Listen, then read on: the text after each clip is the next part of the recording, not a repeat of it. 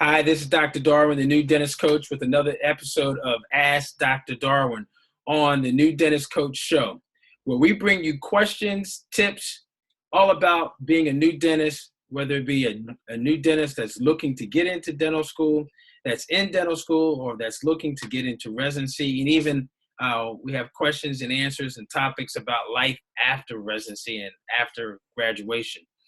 But first, be sure that you subscribe to my YouTube channel, Dr. Darwin Speaks, as I will be posting weekly episodes and weekly videos.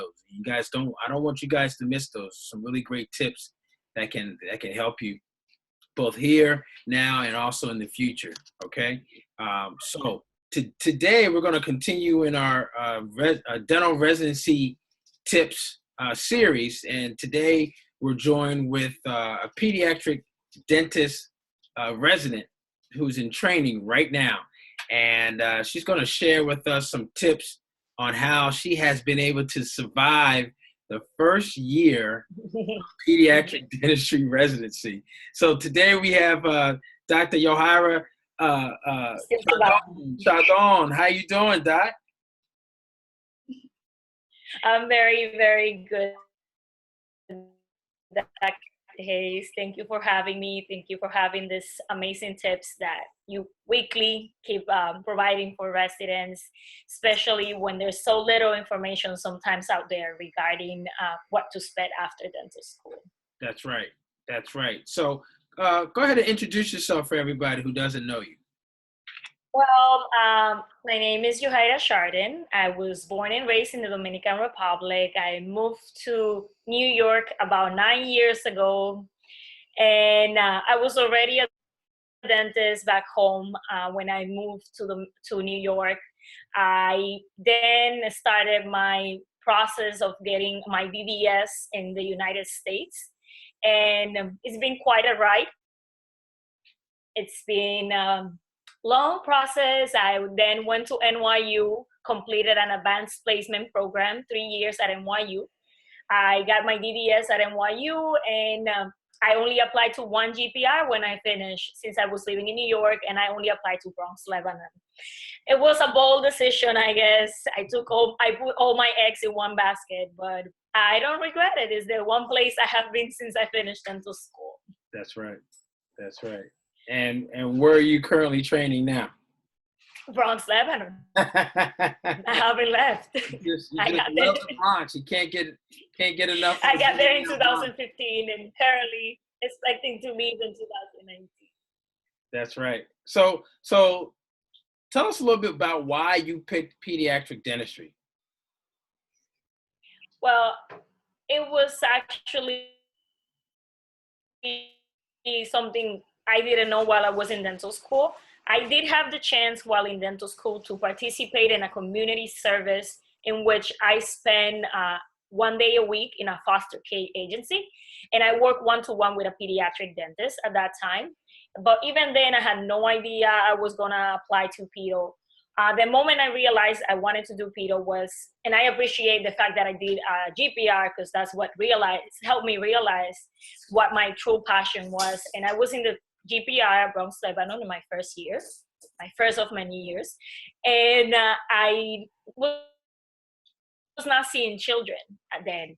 Like I had rotations in Pedo, but mostly of my work was in adult patients. And when I stopped doing the providing care for children is when I realized, like, oh, I miss this. This is actually what I would prefer to do. And GPR gave me the chance to realize that prior to engaging, like going into private practice of any of that. It was like really eye-opening, like I miss doing this now that I'm not doing it. Not that I have nothing against adults, nothing, but it was an eye-opening having the chance to rotate to this call and passion. Right. So it sounds like, you realized after dental school, after even becoming a dentist, that you had an interest in pediatric dentistry. That's true. That's true. I wish I would have realized it sooner, but actually, no regrets. It was very good. I got to actually do comprehensive Dentistry at all levels. I was exposed to many things in Bronx, Lebanon, Right. including the pediatric clinic, and it was a good experience to realize for sure this is what I want to do. Good. So, I want to ask you a little bit about what you remember about your application process when you first were applying to residency for Pedo, like the number of programs, your interviews, anything that you remember that kind of stood out that you could give advice for people who are applying to Pedo now. Well, definitely, I would say that the fact that I did a GPR did change a lot of stuff. The fact that I had a GPR under my belt by the time I was applying helped me apply to few pediatric programs that actually require a GPR, like area in New York that require you to do a GPR. I got that choice. Also, the fact that I did a GPR, definitely, I would say I can be sure that it gave me more experience and it made me a better candidate out there for applications. I selected my program since I already had a hospital experience and call experience. I selected programs kind of all similar, like hospital-based.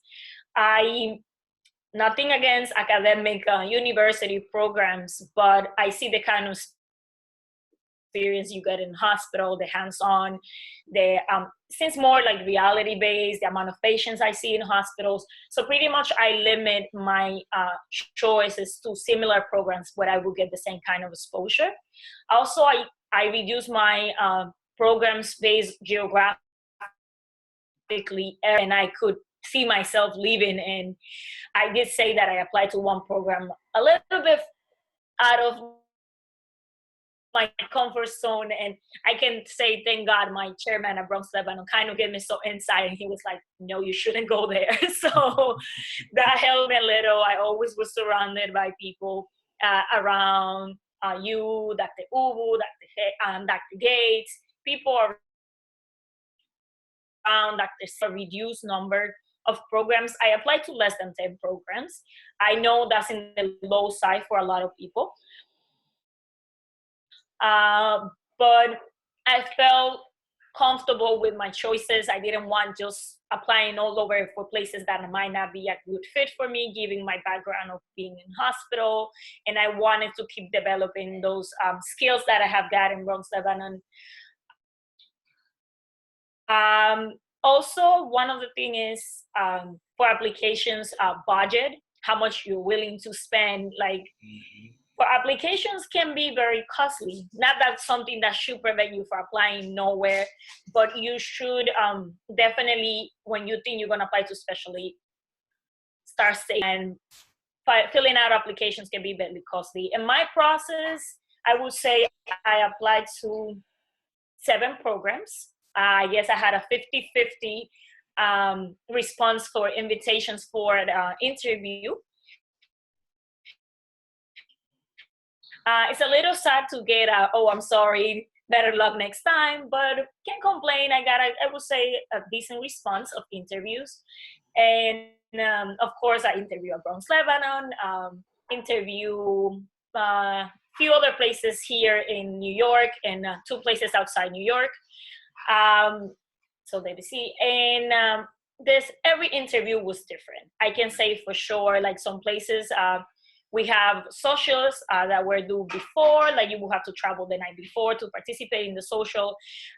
It really worth it to participate in the socials of those programs, because it really kind of let you see what type of residents they are, right. What type of things that are out there. Like you might not get a chance to do your interview because of time. But definitely the application process, I would say, start as early as you can. I did a little procrastination. I shouldn't say this, but no, definitely the sooner you can apply, the sooner you can plan yourself for and budget yourself better, definitely. But I guess deep inside, the one thing I'm very grateful for my application process, I ended up being in the right place I needed to be, definitely. That's right. That's right. So good. Thanks for sharing that. So a two-part question. What has been the hardest part of this first year of pediatric residency for you? What's been Okay, so as I said, I did a GPR. So the fact that I did a GPR, when you first come out of dental school, you still under somebody else, like, arm, somebody's still guiding you, somebody's telling you what to do. GPR is like a whole world of, now you made the decisions, you're the provider, you're the doctor, attendants are there just to guide you. And when you're GPR, you get very comfortable to being kind of your own boss. And because that's what the GPR is for, is to, so you can start developing those skills of a dental provider. And when my first year, I would say I thought I knew dentistry, like for sure. It was like, oh, Pedo, I'm gonna go just to do behavior management, but actually primary dentistry can be very challenging. So the fact that I thought I knew dentistry one way, and then I come to another one when I taught different rules, different treatment planning, it was like all of a sudden I felt like, oh my God, I don't know nothing anymore. Whatever I knew is now it doesn't apply. So I went back to a lot of lectures, a lot of constant learning, different point of views, different guidelines. And I can say that was a bit shocking. It was a bit like, wait a minute, you don't know all as you might thought, just because I had 2 years GPR, not one. I had 2 years GPR. So it was a bit shocking transitioning to now having different approach for everything. And it helped me see that there's actually a lot to learn when you go into specialty. You just not go there to get the degree. It's more into it. But I'm very grateful for this first year. Now that it's ending, I can definitely see that all the struggle, like I have to wake up so much earlier for sedations, OR time, much OR time than needed, anesthesia rotation, all the stuff. Now that I'm towards the end of first year, I can realize how much I have learned. And it was tough. It was a long process. There was time that I was like, why I'm doing this, why I'm going into more years of training. But now that I see myself even teaching other residents that are interested in Pedo, that it has been worth it. I have truly, truly learned a lot this past year. So definitely transitioning into being kind of more on your own in GPR to transitioning into actual student, again, was like the hardest part of the first year, but it is totally worth it. So the second part of that question is, what have you liked best about this first year as a Pedo resident? So I guess I kind of included that in my first part, and it's been the amount of knowledge I have gained regarding sedations, actually getting to treat kids. Kids are awesome, regardless if they cried or not. At least I found it awesome to treat them. So getting to work with the kids every day, seeing them when they're scared come into your chair, and then all of a sudden they're so happy, like, oh my God, didn't hurt, didn't that? Like you were able to manage their visit and they can leave happy in a positive note. It's definitely one of the most my best part of my day while doing pediatric dentistry. But I can say the fact that I now have skills to do moderate sedation, being in the OR room and understanding even what the anesthesiologist is doing, knowledge. I would say the best part is knowledge, gaining knowledge that I didn't have. Awesome. That's great. That's great. So now that this first year is almost over, knowing what you know now, what would you do differently if you were starting this pediatric dentistry route all over again, going into your first day, your first week, your first month of residency? What would you do differently, if anything? I would say it's hard to answer that because in a way, all this long path had me ended up here, but I would try to find a mentor in the area that you're interested early on. Okay. I wish that while in dental school, I have joined any kind of society. I was very active with something that it helped out with my application process as well. But I wish that earlier in my dental career, I would have joined any honors, any society that work as a group, and actually stick to the group and try to get involved in what they do. Okay. Because it really opens like a big network of people that can really guide you later on. I wish I found somebody in pediatric dentistry as soon as I realized I wanted to apply, that I could another pediatric dentistry, that I could have like have questions, get some guidance. Right. I mean, I was lucky to have a whole staff of attendants at Bronx, Lebanon, willing to help me. But definitely, looking back, I would look for somebody to actually a mentor in the area and stick to it and show more interest. Like, okay. But I'm grateful for all the choices I have made that have led me to this. Absolutely. I bet you are. So another question is, and you might have touched about it, on things that you would have done differently starting out this pediatric dentistry year. What advice would you give people that are out there, whether they be dental students getting ready to apply to Pedo, or people that have been working and they've made the decision that they want to specialize in pediatric dentistry, or even those that are getting ready to start in July, right? Getting ready to start in July, their Pedo residency. What advice would you give those people? So I guess, so for people applying, like get your paperwork ready ASAP. Like the application starts around May. Start filing your paperwork even in January. You have no idea how you think you can complete something one day, and definitely lives change. So paperwork ready, the first thing, get it done as soon as you can. And as I previously said, budget yourself. I have heard about people that were applying with me that they had to delay their application process because they hadn't put the funds together yet. So maybe less brunch and put that money aside for application, because it is costly. I mean, but it's the best investment you can do for yourself. Right. So no Starbucks lattes, no shoes, no treating, no popping bottles, none of that kind of stuff. You got to save your money for the application. Those add up, actually. Those add up. Those matters up. Yeah, you need money for your applications, because it's not only application fee. You have to pay for your plane tickets if you're going to interview outside where you are. That's also, you have to pay hotels, wherever you're going. So it's not just to pay for the application. There's other things, and you don't want to get in debt while you're applying, extra debt. The other thing, and that's for those applying, for those in dental school, definitely join any honors groups. Try to do as much outreach as you can, because those things are very important when you go to interviews and other places. Or you have participated. I went to Mexico when I was in NYU. I used to go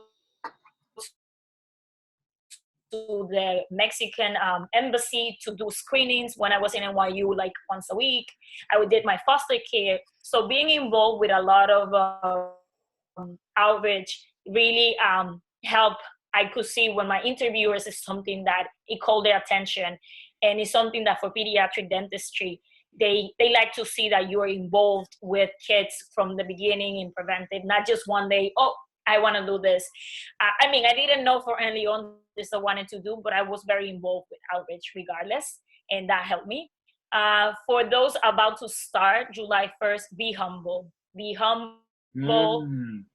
You finish dental school, that doesn't mean that we know it all. Read a lot. There's a great literature available from the AAPD. That guideline book is like the Bible for pediatric dentistry. I have tried to commit myself to read at least one page a day when I come back home, because even if you think you know general dentistry, there's a lot of things that you really don't realize that are important when it comes to pediatric dentistry. So best of luck for those starting residency right now. Is great. It's a ride. It's a long ride, but you won't regret it for sure. Right. And those applying, get out there, get involved. I'm available for questions if anybody have questions regarding what the process, and maybe in a one-to-one people are more, have other questions regarding the process. And they can contact me through my email. My first name, let me see, because it's kind of hard. Yohara, that would be, if they have any questions, I don't know, maybe we can put a little sentence in the bottom. Yeah, we'll include it. We'll include something there so that people can get in contact with you. Yohara Chardon at, what is it, Yahoo? No, Yohara@gmail. I was the only one with that name. It's only my first name. That's right, first name. So Yohara@gmail.com. Gmail. And actually, I have Yohara@hotmail, and I had Yohara@Yahoo. So I own them all. You are the original and the official Yohara, okay? I'm the original. Yeah. That's awesome. Definitely, Dr. Hay. By the time I'm done with residencies, it would be the equivalent to 4 years of dental school. So it's quite interesting because first year GPR, second year GPR, all at the same place. That's right. It actually has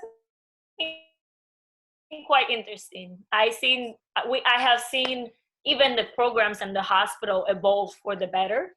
Right. And it has been very nice to be part of the transition and the whole process of, I'm part of BronxCare now. I'm part of the inventory, I can say. That's right. You're part of the inventory, the walls, the ceiling, the chairs, everything. We're probably going to have to name that wing after a while. Well, Dr. It's funny that you said that because part of the staff. Go ahead. Part of the staff always joke that I'm going to ortho next. Like, oh, Chardon, after you're done with Pedo, you're coming to ortho. And I've said, like, no, guys, I'm done. I'm done. Hey, it has happened before. That is a common track for a lot of the pediatric dentists to go into ortho after Pedo training. But you said, no, not yet. I can't do it. No. Not this. No. Not this Yohara. Not at all. You're not gonna have me 2 more years interviewing an ortho resident. That's right. Well, hey, Dr. Chardon, thank you so much for your time. I know you're busy with having to go to the OR and reading evidence-based literature and documents out of that Bible, that pediatric Bible that you guys have. But I really appreciate out of my Bible. I really appreciate you sharing those pearls and bits of advice for those that are interested in pediatric dentistry. And you guys out there, if you have other interests or other topics that you want to hear about, just shoot me an email right here at newdentistcoach@gmail.com, newdentistcoach@gmail.com. And you ask the questions and we get those questions answered for you. Dr. Chardon, thank you so much again, and safe travels, and we'll see you soon, okay? See you soon. Thank you for having me, Dr. Hayes. You're welcome. Thank you. Bye. Have a good night.